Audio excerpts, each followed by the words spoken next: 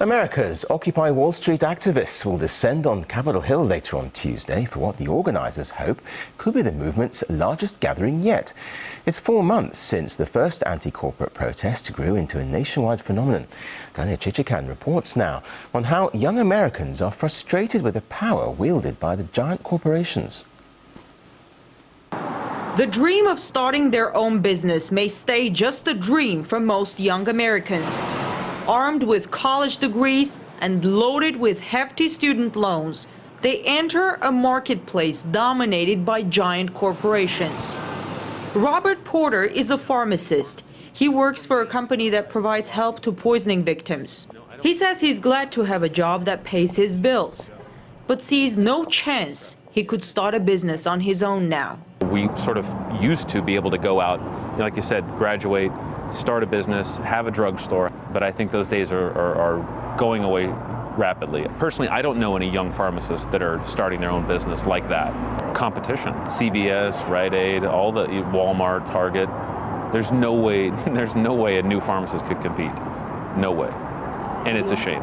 In the last few decades, thousands of independent pharmacies have been gobbled up by a handful of drugstore chains. This one is still standing, just steps away from a CVS. Its owner says they survive because he gives his customers what big chains can't give: a homely atmosphere. But even dedicated pharmacists like Hussein experience giants stepping on their toes. Hussein remembers how easy it was to start a pharmacy some 30 years ago.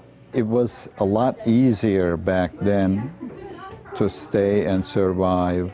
30 years ago, they could just go in and easily open a pharmacy. Now, no. Young pharmacists, really, they already come with a lot of student loans, and they really cannot obtain that kind of money. His 2 daughters are also pharmacists. I would much rather be in my own business, or at least a family business. Most of Zainab's fellow graduates ended up working for big companies to at least have a steady paycheck. None of them started their own business. It has now become a common tendency for the young in the U.S. Stark difference with the 80s. But many can't find even such relative stability these days. According to a report by Peter Hart Research Associates, a quarter of workers under the age of 35 in the U.S. can't pay their monthly bills. Another study shows the average net worth of those under 35 in 1984 was 3 times higher than it is now for the same age group. Millions of people's quality of life is diminished for the profits of a handful of immense stores and corporations. For most young people in the U.S., starting their own business isn't even a consideration. Most of them would be happy just to have a job that at least pays their bills. Many don't even have that. This is the poorest young generation in the U.S. for decades.